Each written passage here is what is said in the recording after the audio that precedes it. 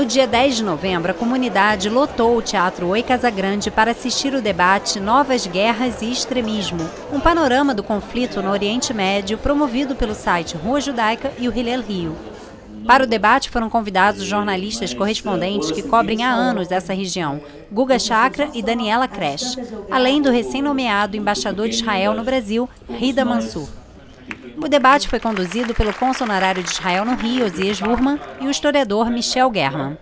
Espero que o público possa se enriquecer com esse naipe de 3 ases que nós trouxemos, a Rua Judaica e o Hillel, aqui para o Rio de Janeiro, mais uma vez, na vanguarda do esclarecimento, da compreensão, do debate democrático. A Embaixada é uma oportunidade muito especial a apresentar nossos temas que sempre são muito complicados para explicar a gente a situação do Israel. E nesse centro, com muita gente que tem interesse nos assuntos do Oriente Médio e de Israel, esse é um momento muito especial. Vários assuntos foram discutidos, como a guerra na Síria, as ações de grupos extremistas como o Hezbollah, o recente conflito em Gaza e repercussão na mídia, a legitimidade dos assentamentos em Israel, entre outros temas. Não poderia deixar de contar com o apoio da Federação Israelita, que está aqui colaborando, dando seu apoio e fazendo com que a comunidade ouça um pouco mais de pessoas de fora da comunidade, o que pensa sobre a comunidade, como vê o Oriente Médio e esse conflito todo. Estamos aqui prestigiando o Hillel, que é exatamente o esteio da nossa comunidade na parte de Asbará, na parte universitária, na parte de instruir nossos jovens. Enfim, tudo aquilo que a gente precisa na nossa comunidade. O Comunidade na TV conversou com os jornalistas Guga Chakra e Daniela Kresh sobre os desafios e o dia a dia de cobrir uma das regiões mais instáveis e complexas do mundo.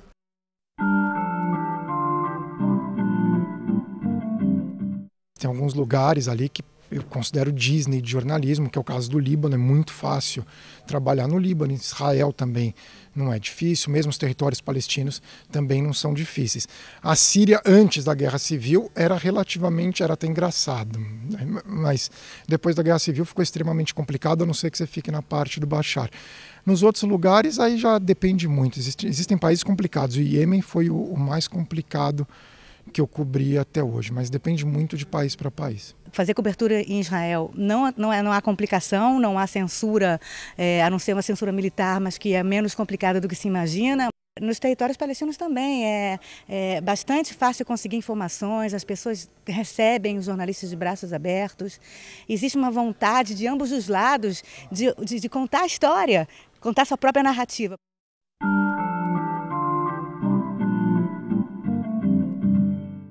Basicamente, a visão que tinham nos Estados Unidos é que Israel sim tinha o direito de se defender. O Hamas estava atacando, estava lançando foguete.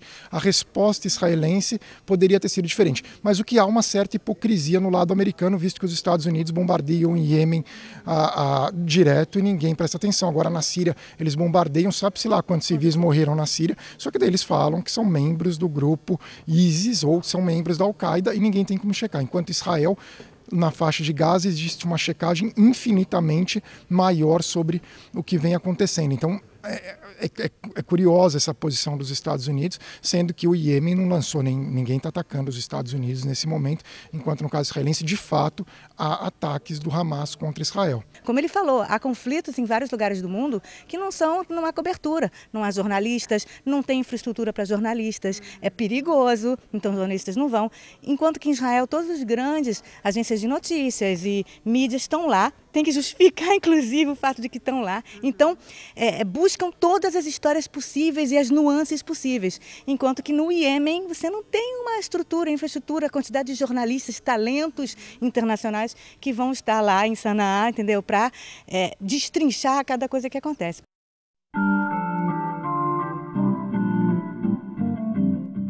a pessoa tem sua narrativa de acordo com a vida que ela teve. Então, o Líbano é um exemplo clássico. Se a pessoa nasceu cristã maronita numa região do Líbano e o outro nasceu muçulmano xiita em outra região do Líbano, eles vão ter visões de mundo bem diferentes. Então, isso, a mesma coisa se aplica a Israel e Palestina. Inclusive, os palestinos têm muita variação, dependendo.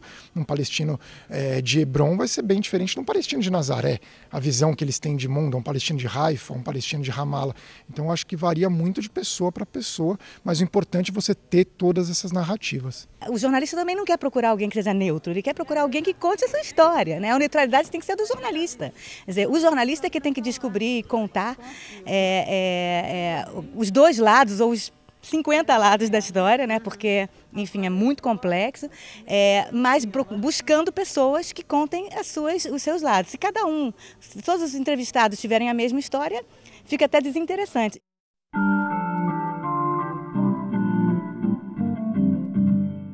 Fui correspondente da Folha de São Paulo em Buenos Aires e depois eu acabei migrando para a área de Oriente Médio um pouco pelas minhas origens, em grande parte pelas minhas origens, eu tenho origem libanesa. Isso pesou bastante, eu já conhecia a região e daí eu comecei a cobrir para a Folha de São Paulo, posteriormente fui para a Colômbia, em Nova York, Universidade de Colômbia, fiz mestrado com foco em Oriente Médio e aí eu acabei indo para a região, fazendo mais coberturas, fiquei como correspondente do Estadão, tudo, e fiz uma série de coberturas. O principal para mim foi a entrevista com Bashar al-Assad na Síria e com foco sempre maior em Líbano, Síria, daí Israel, Palestina menos, e também Egito, Turquia, Iêmen, eu já fiz matérias Omã até, mas sempre agora na Síria eu tenho feito muito.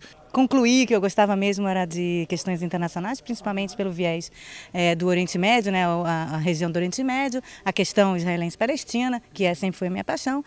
São 11 anos morando em Israel, eu trabalhei como correspondente do Jornal do Brasil, depois do Estado de São Paulo e depois agora do Globo e a Globo News também 11 anos lá já.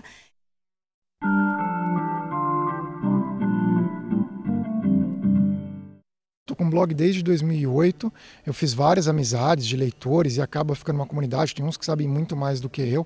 Eu tento tento misturar temas do Oriente Médio com temas dos Estados Unidos, tanto de política externa quanto política doméstica americana, mas falo bastante de Oriente Médio e eu tento o máximo possível ser didático, né? Eu acho que é muito importante, especialmente nos conflitos nos quais as pessoas não acompanham muito. Nesse blog eu tento contar um outro lado de Israel, o lado mais, enfim, outras histórias que não políticas, é o que eu também tento fazer no Notícias da Rua Judaica do Osias, a newsletter do Osias. Eu tento fazer isso também, contar o lado B de Israel, né? Contar a vida, como é que é. Eu tenho uma filha de 7 anos, como é que é o dia a dia, como é que está acontecendo, choveu muito, as estradas estão engarrafadas. Coisas que as pessoas acham que Israel é uma entidade assim esquisita. Não é um país, tem coisas ruins, coisas boas e tem dia a dia.